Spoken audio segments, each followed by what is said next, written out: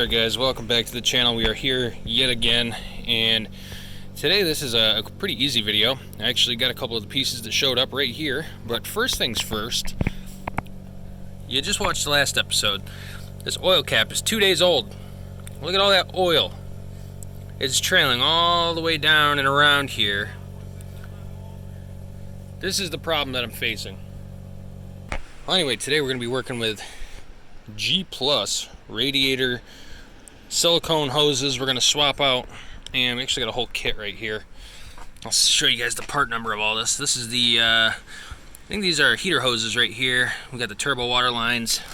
Comes with all the hardware. Here is the part number for the kit that I got here, and I think it was like 60 bucks, so it's not a terrible deal at all. You get a ton of crap, and most of these things look like they're cut to fit. So if we lay that one over, you can see it's about 5 inches too long on either side. So we're just going to mark this up. First, we're going to take off the upper, swap out the water lines on the turbo, and then we're going to work our way down and knock out everything underneath this top hose. Alright guys, so here's where we are. We've got the two new water lines on. These actually fit really well, and the kit gives you extras. There's like a plethora of little sizes. You can see right here. There's some short ones. These ones right here. I mean, there's some elbows. There's some other stuff to hook up, obviously, still. And we still have our thermostat lines, which are these hoses right here that run off the back of the thermostat housing down below. There's one right there. There's another one that runs down in behind the battery. What we're going to do is, I guess, keep moving forward and try to fit this new one onto the lower section down here. And I'm pretty sure that once that's in, it's going to sit like so.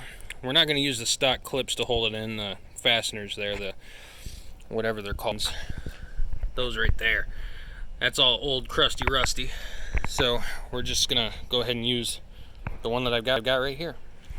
What's going on, guys? We're back here after a hiatus. We started a project here working on swapping out our coolant pipes here, our radiator pipes, and our water lines to our turbo over here. We did the upper and lower, the return and feed. There's a few others that need to be done, so today we're going to get into this and finally finish this job. And right now I got the coolant draining down below here, and yeah, still no oil leak, thank God. The Mishimoto cap's been doing us proud. But something I also wanted to show you guys real fast. This is probably going to send coolant flooding like crazy. Let's see here. Oh, yeah, there she goes. That's gonna make it spray. We're gonna pop the cap and watch her go. Might have to turn that pan a little bit before I do this part. I'll show you 1 second. Alright, so the antifreeze is going pretty strong down there still. One of my issues that I chased down for quite a while was missing antifreeze. I'd opened this up after I swapped some of my hoses out for, it's been a week since I've been out here last. First couple of days afterwards, I'd bled the system out and everything the day of, and after I'd come out here the next day, like in the morning time, I'd pop the cap off and look, and there'd be almost nothing inside of the thermostat housing. And that went on for a day or two, and then I realized that my, what is this, pressure relief 13-pound radiator cap from AutoZone, go figure, was not holding pressure. It was actually, it just wasn't getting tight enough, I guess. I cleaned the face of the thermostat housing off where this affixes to, and lo and behold, these little metal tabs right here, there's one on this side, and there's one right here. They were bent outward. They're actually pointing somewhat down right now, if you can see that. I crimped them back down a little bit, but this thing was not very tight when I got it originally, brand new, out of the packaging. And what was happening is the car would get hot, and it would push out a little bit of the coolant right over the thermostat housing. So it took me a couple of days to figure out that was my problem. I thought I had a leak someplace else, but no, I do not. And God knows we've done enough cooling system mods and replacement and, you know, all the work we've done recently on this thing the last couple of months. So if you pick up one of these little caps, make sure that when you get it, you check these little tabs down here and make sure that they are bent inward just a little bit. You can kind of see how it's facing downward on the left and then downward on the right just a touch. That gives you a nice tight grip right on there. So I just wanted to share that with you. But today anyway, we're going to get back to the job, the task at hand, and we're going to finish replacing our little coolant lines. We have some thermostat lines that we have to change out the back of the housing that run to the heater core inside of the car. There's one down here on the oil filter housing that we have to swap. There's another one down here next to the intake for the turbo that's got to get swapped out as well. So we're just going to start knocking these out one by one. And over here are the pieces that I have left. We have these two long ones. They're identical, it looks like. And we've got 3, 4, 5, 6 of the small ones. And we also have a couple of rolls of vacuum hose that this kit came with. There's actually a third one that's sitting in the back seat of the car I'm going to grab. And I think what we're going to do is go through and we're just going to fix up some of this vacuum hose, and we're going to reroute a couple of things, put some fresh line on just for the sake of it, and see how she looks. I also came through here and did a little bit of engine bay cleaning the other day. I got down in here, it was really cruddy. Got a lot of the dirt and debris out, cleaned off the strut towers over here. Went around, you know, just trying to clean stuff up a little bit. Cleaned up down here. There's crap everywhere, you know. I did it over here on the driver's side too, and there's actually a lot of little chunks of debris sitting down here. And it looks like I'm going to have to get in there and do some rust repair very, very soon to this, right where this motor mount goes around here. You can see it. It looks like it needs it. So we're going to probably end up taking that stuff out, maybe drilling out the pinch welds, re-welding it later on. But that's a project for another day. First things first, I'm going to take the upper intercooler piping out and get us some access to those thermostat to heater core hoses there. And we're going to start swapping some stuff out now that all the engine coolant has been drained. I'll go ahead and stick this cap back on here just for the time being, just so I don't lose it. It's bright red, but you never know. All right, I'll set you guys off to the side and I'll be back in a second.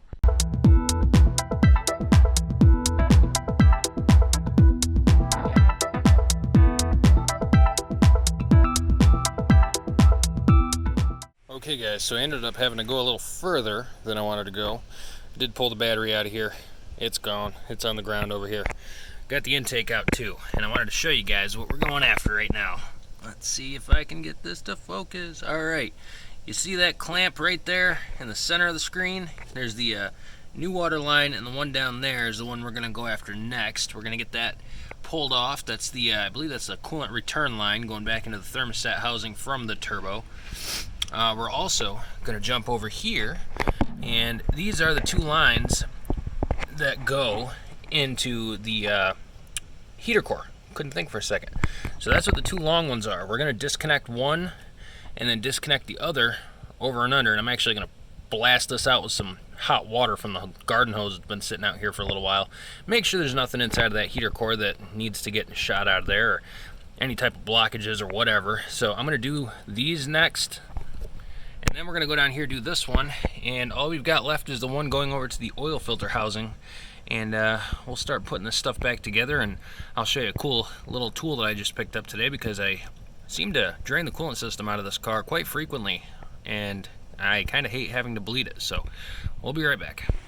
Okay guys, so after a few minutes of fooling around with this back here, I wanted to show you guys what the heater core spot looks like. And there it is, right straight ahead. Those two knobs coming out, those two hose ends sticking out. Now, oh, that was an absolute pain to get those out, and I wanted to show these to you. This is the upper, and that is the lower.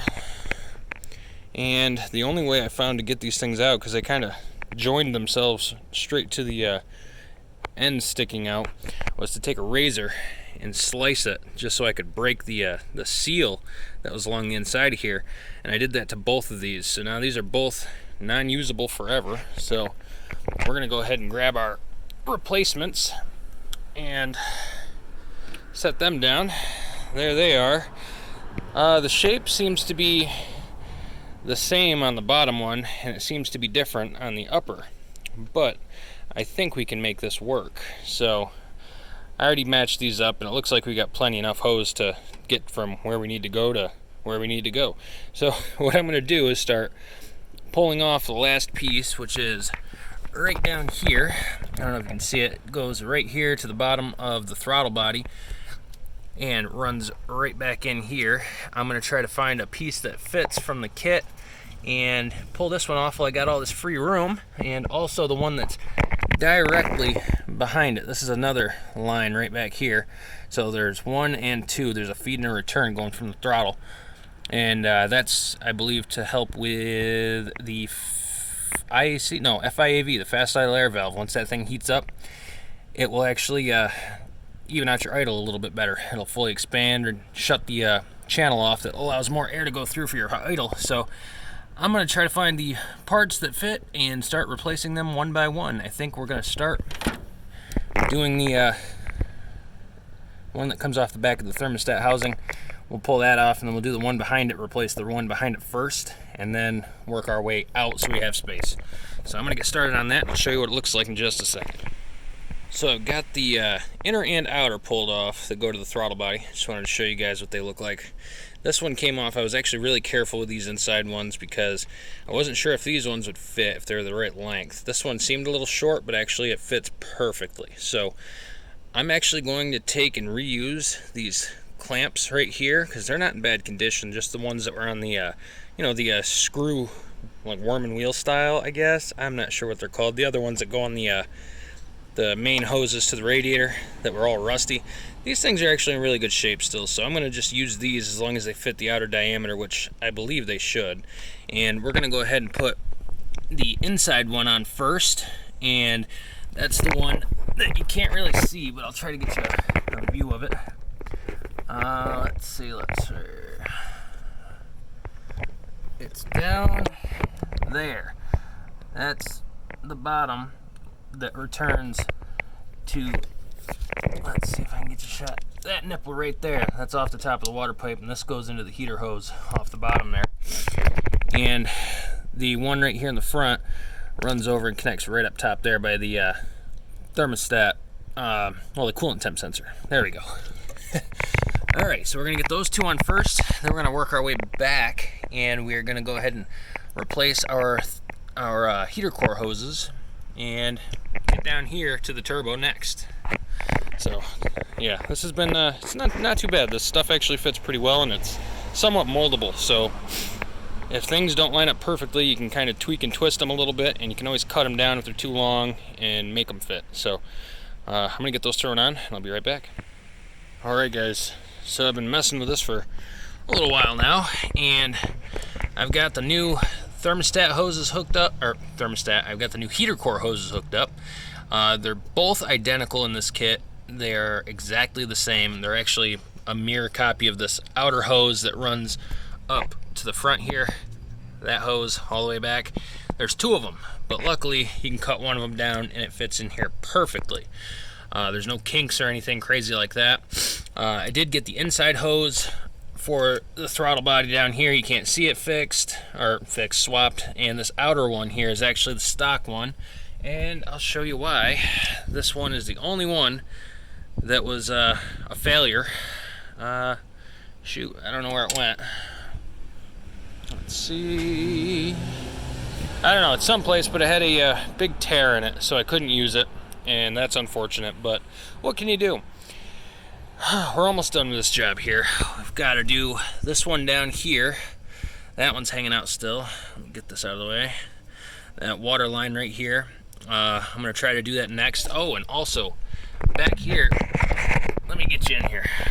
When you do these ones going into your heater core, reuse the clips, the fasteners. They are really tough to get hose clamps in there or anything else like that, and these ones actually reused the stock ones perfectly, and you want to make sure you push that hose all the way on there. You don't want that falling off or anything like that. So that's where we stand right now. I'm going to keep chugging along. I've got to swap out, like I said, that lower hose right here. I'm going to take this one off next, swap that out with another new one, and unfortunately I couldn't reuse those little metal clips that are around there on the back ones, but I think I can on these front ones. As you can see, I did the other ones here and here. So I'm going to keep swapping stuff over, and then we only have one more left, and that's over on the oil filter housing. So I'm going to get to it, and I'll show you guys what it looks like. Something else I forgot to mention is when I was doing the this one right here, this line coming down, it ended up where my air filter comes off the side of that turbo over there. It comes out through and goes straight across and kind of hangs out in this open space where the coolant overflow jug is right here. And it ended up hitting, so I got this one out of the new kit installed here, and it's a little dirty, obviously, but it clears the lower intercooler pipe perfectly fine. But now I've noticed that the counterweight on the shifter is touching in the back here ever so slightly, and you can actually see, if you look, there's a little tiny bit of rub, like black mark right there. That's from the back of the silicone hose. So what I'm going to do is come down here and cut about a ½ an inch off of this, so it will move the whole thing forward just enough to clear that. And then I just got to move my cold air intake a little bit more to make it all fit in here happily. So back at it. Alright guys, we got this whole thing put back together. We've got our new upper hose, lower hose trimmed, all the thermostat hoses, with the exception of one off the side here that was messed up. That's the only piece that I couldn't fit on. Came over to the driver's side here, got my last hose down here. There's actually two going to the oil filter housing, and I'm kind of glad I went down there and did those, because the upper one was fine, but the lower one, I'll show you, had a huge crack inside of it, and this was leaking, and this was just covered by the rubber. So that was a failure point waiting to happen. You never know. Could have just done it on the highway or something stupid, but thankfully we caught it here. These are all the parts, everything we ripped off, all the old hoses, all the little ends and water lines. I'm going to throw that in the mix. Some other clamps that I brought out and some vacuum hose, but that's basically it. So now we're going to get into filling this thing back up, and I'm going to show you this nifty little funnel that I picked up, and I'm sure you've seen one. If not, here you go. Alright, so this is that funnel I wanted to show you guys. This is here it is right here. It's 24680, the Lyle spill-free funnel, and it comes with a whole plethora of little adapter caps and these little fittings right here, so it'll work with basically whatever you got, different adapters and all that. And this is great because I've had to pull the coolant out of this thing about, I don't know, 8 times now, and it's getting frustrating to bleed it. So I picked one of these up. It comes with a little stopper on the inside, so you can pull the funnel off after you fill it up and bleed it out. And if you don't have one of these and you're dropping your coolant a lot, pick one up. It was, I think, $23 or $24 on Walmart.com, and it's definitely worth it. But anyway, I'm going to fill this thing up, get it bled, and hopefully that's it. So far, so good. And this whole kit that I picked up, I'll link it in the description. It's pretty good stuff. I used a lot of the stock clamps to attach a lot of things, but other than a few little cuts and pieces that we had to modify, everything seems to be working great. So we're going to fill it up right now, get it all bled out, check for leaks, and we'll see how we are. We see what we look like in a few minutes here. Well guys, we are here at the end, just bleeding everything out. So far I've got no leaks, just started it up, a lot of air coming out so far, but this thing is fantastic. I love the new little bleeder bottle, or whatever you want to call it, the funnel. But yeah, all the hoses are in, everything looks good. I don't have any leaks. I'm gonna let this thing get up to operating temperature, well, pretty close to operating temperature, make sure all the air's out of the system, and yeah, that's it. So anyways, thanks for sticking around guys. It's been a long, fun one, but all the new hoses are in, no more leaks, no more issues, no more parts that could break. So make sure you hit like and subscribe. Thanks for watching guys. Y'all take care. We'll see you next time right here at Today's Project Guide.